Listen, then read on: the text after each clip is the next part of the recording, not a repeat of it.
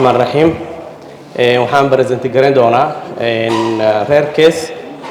oo real case ah oo aan Mogadishu ku aragnay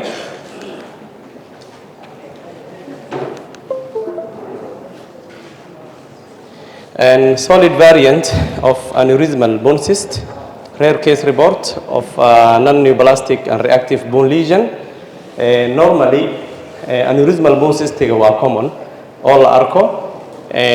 waxayna leedahay radiological presentation oo non benign oo clear ah laakiin case kan anaga aan aragnay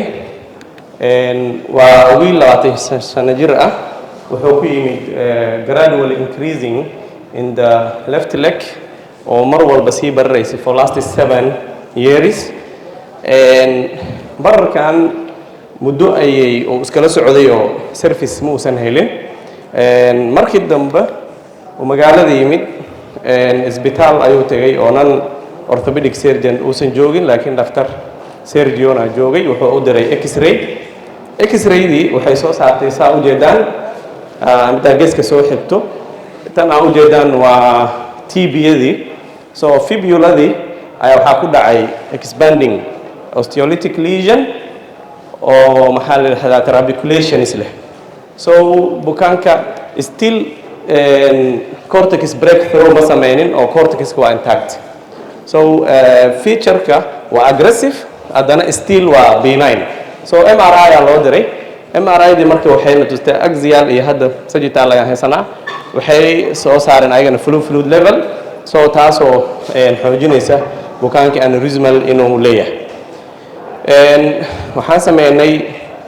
oo malad isbitaalka uu joogay lagu sameeyay biopsy unfortunately biopsy oo operative-ka wuxuu soo saaray normal skeletal tissue because of the biopsy was not representative truly the lesion so we decided to do limb salvage so waxaan sameynay wide resection of the fibula from the distal third and this articulation of the tibiofibular joint was performed so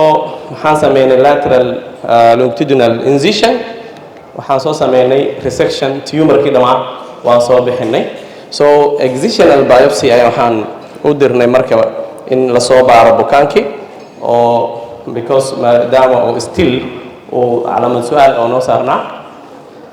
postoperative x-ray waatanaha proximal two-third fibulotomy ayaa ka muuqato meeshii laga jaray maxaa la yiraahdaa fibulada so qaybtaas oo kala dhan fibuladu way maqan tahay bukaanka waxaan u dirnay maxaa la microscopic examination so waxay soo saareen solid variant of aneurysmal bone cyst so case-ka solid variant aneurysmal bone cyst waa case of very rare ah internationally in la arko aneurysmal bone cyst is common but noocan wuxuu because it mimics malignant yani cancer isku ekeenaysa so isbitaallo badan oo bukaanka taga xataa waxay dhahayeen waxaa lagu sameynayaa amputation so marka waa kana reportkii oo bukaanka uu ka soo baxay oo pathology-ga postoperative x-ray bukaanka lugtiisii qalinka kadib alxamdulillah wuu ku socdaa laakiin the problem wuxuu develop gareeyay foot drop because of superficial peroneal nerveski waa sacrifice gareynay markii during the surgery because all the maxaa lahaa nerveska when they go through the maxaa lahaa tumorka so our conclusion solid aneurysmal bone cyst is a rare and reactive benign lesion that may mistakenly diagnosed as malignant neoplasm yani dhakhaatiirta gaar ahaan radiology markii la joogo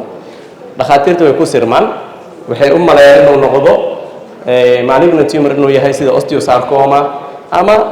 aggressive bone tumor sida giant cell tumorka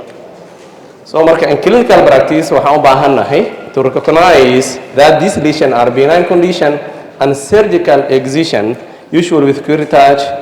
is the treatment of choice hadda kan case-ka uu weynaayo curettage iyo lagu dii karin excision ayuu xalkiisa lahaa so conclusion-kayga waxaa weeyaan the differential diagnosis of aneurysmal bone cyst from osteosarcoma is the most important clinical aspect because osteosarcoma waa malignant treatment gooni u baahan yahay chemotherapy radiotherapy wide resection laakiin kan waa benign laakiin it mimics as malignant bone tumor aad u mahadsantihiin. Assalaamu calaykum warahmatullahi wabarakatuh.